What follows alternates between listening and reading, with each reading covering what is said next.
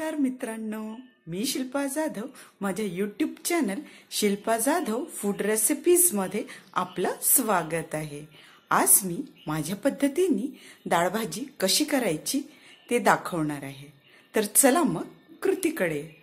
इथे डाळ भाजीसाठी मी एक जुडी पालक घेतलेली आहे। याला 4-5 पाण्याने स्वच्छ धुवून घेतलेलं आणि याला असं बारीक चिरून घेतलेलं। डाळ भाजी करताना कधी पण पालक जास्त घ्यायचं आणि डाळ कमी घ्यायची। तुमच्या इकडे ह्या रेसिपीला काय म्हणतात मला कमेंट करून नक्की सांगा। आमच्या इकडे तर डाळ भाजी म्हणतात, पालक डाळ म्हणतात। तुमच्या इकडे काय म्हणतात तर नक्की कमेंट करून सांगा। आता आपण पुढची विधी स्टार्ट करूया। मी 1 वाटी तूर डाळ घेतलेली आहे आणि थोडीशी मुठभर चना डाळ। तुम्ही ह्या डाळीऐवजी दुसरी कोणती पण डाळ वापरू शकता। मुंगाची डाळ, मसूरची डाळ, तुम्हाला ज्याच्यात भाजी करायला आवडते किंवा ज्याचा स्वाद तुम्हाला आवडतो ते करू शकता। मी तूर डाळ घेतलेली आहे आणि थोडीशी चना डाळ। आता याला मी 4-5 पाण्याने स्वच्छ धुवून घेते। हे बघा, मी डाळाचं प्रमाण कमी घेतलेलं आहे आणि पालक जास्त घेतलेला आहे, कारण की पालेभाज्या आपल्या पोटात जास्त गेल्या पाहिजे, त्यासाठी कधीही भाजी हे जास्त घ्यायची। आता याला मी धुवून घेते।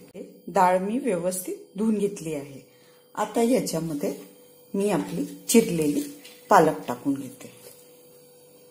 ही रेसिपी मी माझ्या पद्धतीने सांगत आहे तुम्हाला।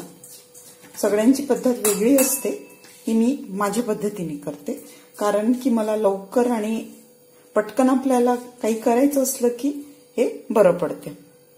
पालक मी टाकून घेतलं। आता याच्यात 1 हिरवी मिरची, टोमॅटो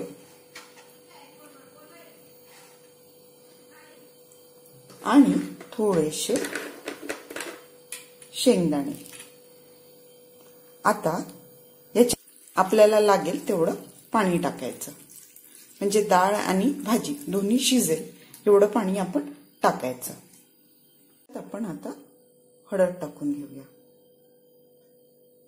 आपल्याला जेवढी हवी तेवढं। आणखी थोडंसं पाणी टाकून घेऊया।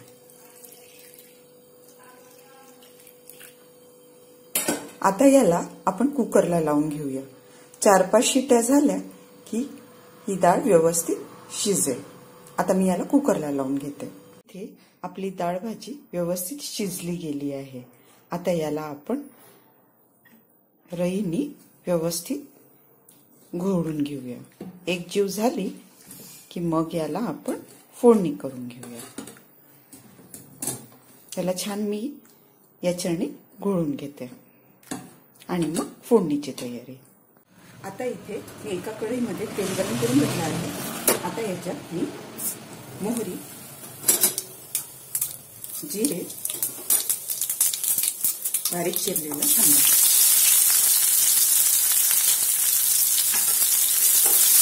चांगला परतून घेऊया।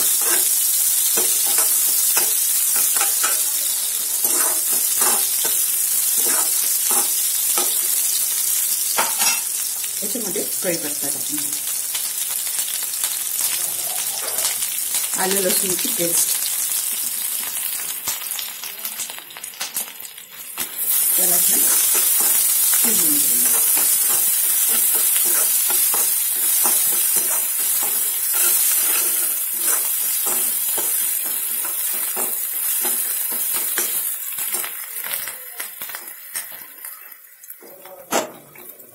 आलं लसूण व्यवस्थित होऊ द्यायचं आधी। ते थोडं मी हिंग टाकत आहे।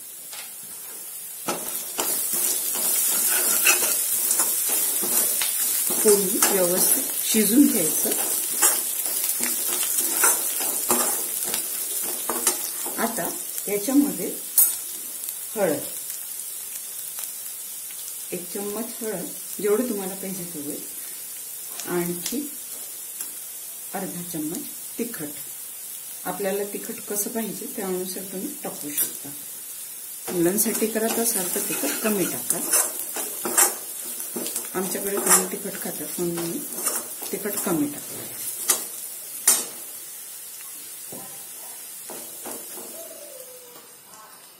हे सारण व्यवस्थित शिजलं की आता याच्यामध्ये आपण डाळ भाजी टाकून घेऊया.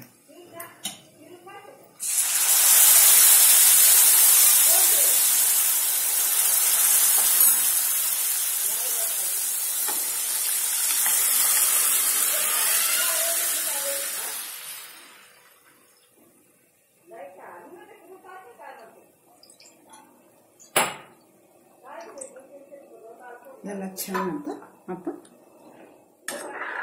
उकळून घ्यायचं.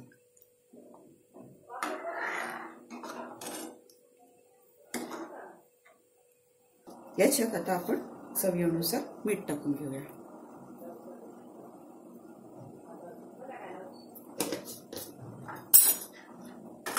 याला आपण मिक्स करून घेऊया.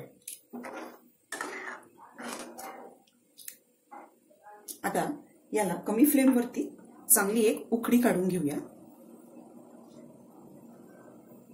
इथे आपण डाळ झाली की नाही बघून घेऊया. बघा याला व्यवस्थित उकळी आलेली आहे.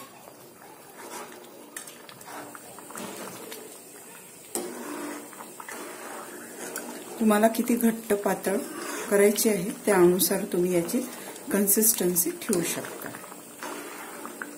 जर तुम्हाला घट्ट आवडत असेल तर यातलं पाणी थोडं आटून घ्यायचं.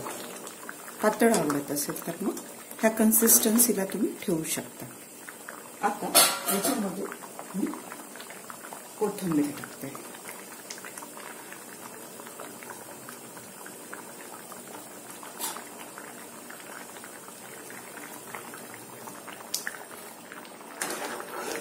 बघा किती छान झाली आहे. याला रंग स्वाद एक नंबर वाटत आहे. मी एकदम कमी साहित्यात आणि सिंपल वेनीच माझा स्वयंपाक करत असते. मी खूप जास्त साहित्य वापरत नाही. आपण घरी जसं साधं जेवण करतो तसंच माझा स्वयंपाक असतो.